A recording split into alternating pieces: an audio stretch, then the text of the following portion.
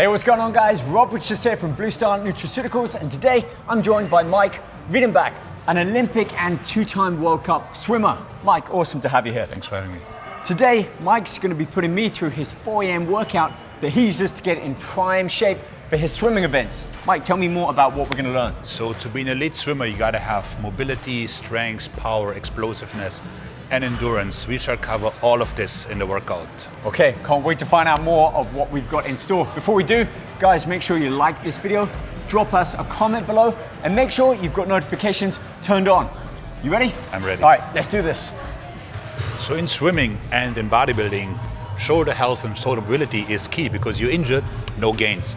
So we're gonna go through some stuff to keep the shoulder happy and healthy, starting with the Y raises, working the rotator cuff, and all the small muscle support in the shoulder.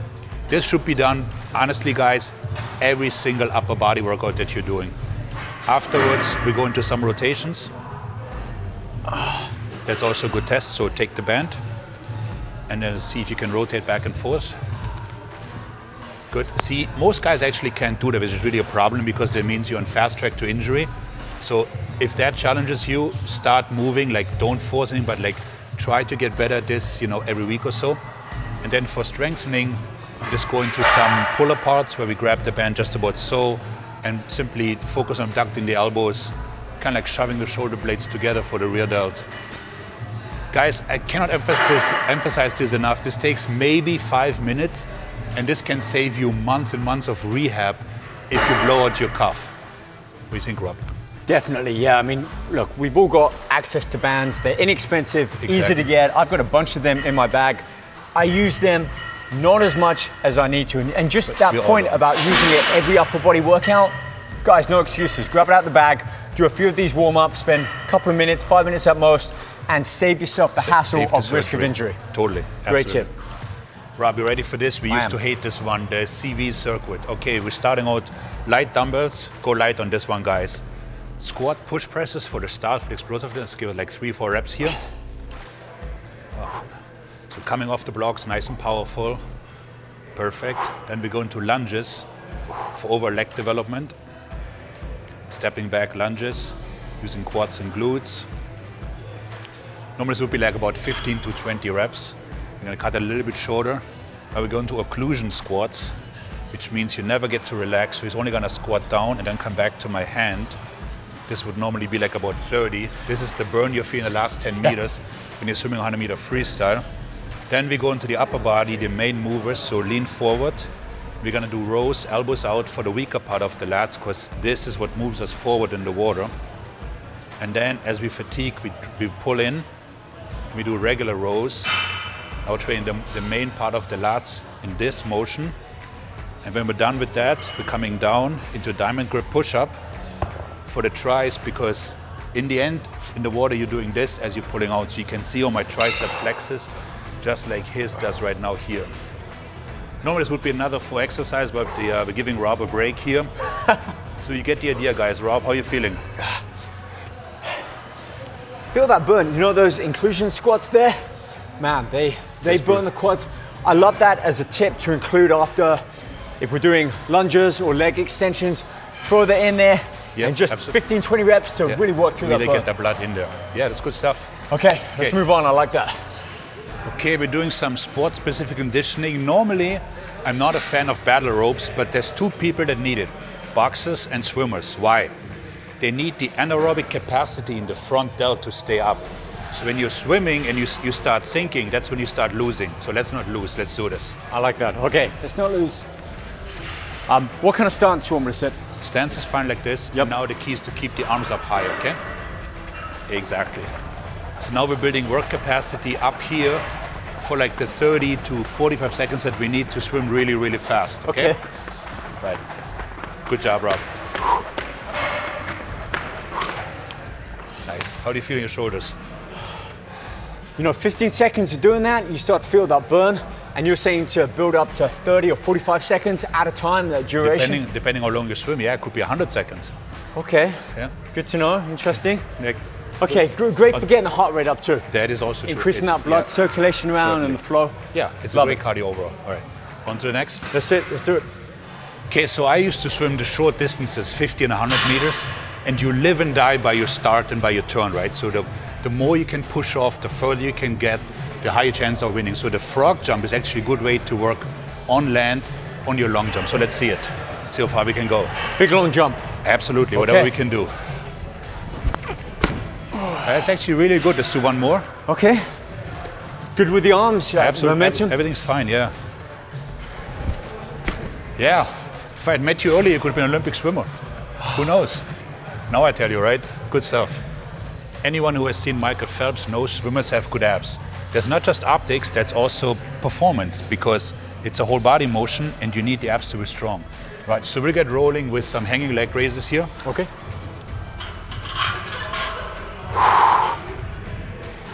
You can see he's actually really stretching his abs and contracting them. It's really, really well executed, actually. And then we'll head over there for some transverse work with the wood chop. This would normally be more about a 5-minute circuit, but you know, the TikTok times we're cutting a little bit shorter. And then obviously we're doing this for both sides. And then we're going into some twists. Don't worry, it's not a kettlebell. I like to do these with my feet up. How would you normally do the Russian absolutely twist? feet up, yes, to keep the tension high. And then getting that full rotation. Yeah. See, he's actually not just tapping like most people, he's actually rotating. Most people, it's not twists, it's taps. This is actually a twist. They just move it like this, don't they? Yeah, you got to get that elbow rotation in there. You can see his upper body is really, really twisting. Excellent work, Rob. Okay, some strength work, starting with the triceps. This is one of the prime movers when swimming. We start in the overhead stretch position. Rob, if you will. Okay, yep. Overhead extensions. So opening up, get that full stretch in. Mobility is key for swimming. And we'll normally get 8 to 10. Then we'll turn around and go into the contracted position where we step out all the way here, working mainly where it's heavy in the bottom part of the motion due to the way the angle is. Yep. After a couple of reps, we step in about here. Oh yeah, I like that one. That'll be more in the mid range. And then we're coming in about here for the top. Why no biceps curls, you ask? Because this is a swimming performance video, it's not for looks.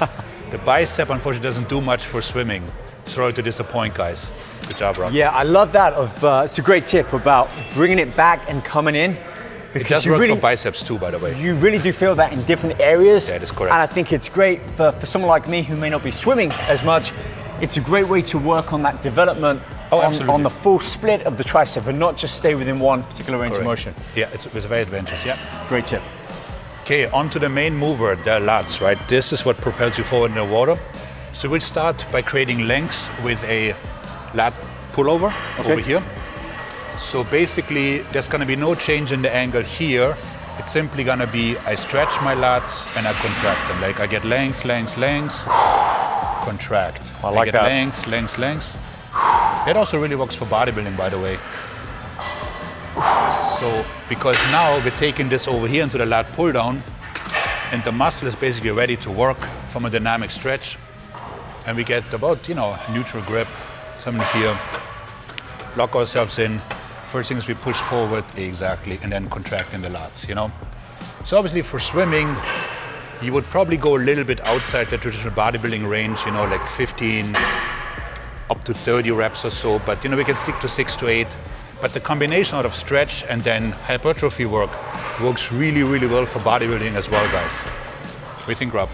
Yeah, I gotta echo that point as well. Going from something like that pullover, whether you use a bar, a machine, or the cable, which I really like. Correct. It's a really great prime activator, I feel, before then going on to that. Then you get more out of that. You really feel those lats working, and we're not using the arms as much, like a lot of fitness or bodybuilders even, where they start to pull down like this. Yeah, much stricter form, really feeling it on those lats. Much better execution.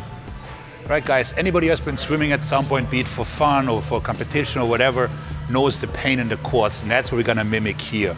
So the more anaerobic capacity we can build up, the faster we'll swim. So we start with leg extensions, just like regular, just getting a nice contraction, get the full stretch on the quads.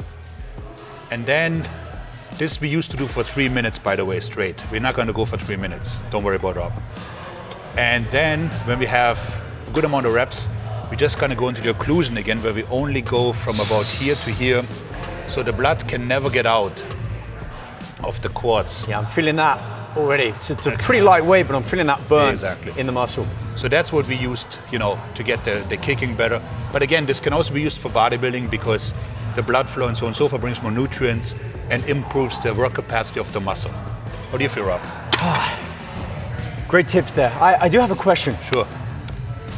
Foot position, keeping the toes pulled in back towards your quad, or I know, and I've been guilty of this at times, a lot of guys and women might have their feet extended because it's easier to do. Correct. What are your thoughts on that? I pull them in, you know, just to get the hamstring stretched, and then there's better quad activation. I like that, yeah. Sure. And that inclusion as well.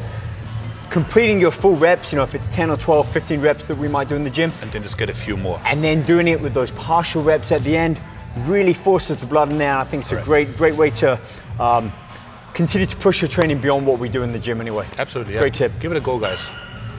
So guys, that was it. That was the swimming workout. I hope you found some new things that are applicable for your workout. If it was entertaining, interesting. Hey Rob, thanks for being such a good model. You know, this much taller, you could be one of us. But you know, it is what it is. Thanks for having me. Well, I was going to give you a YouTube shout out, but you know what, you've been great too. I appreciate you coming down here to Los Angeles. I'm always learning something new. I hope you guys are as well. Just little tips that you can incorporate into your own workout, improve your training and your ability to recover and just be a better all-round athlete.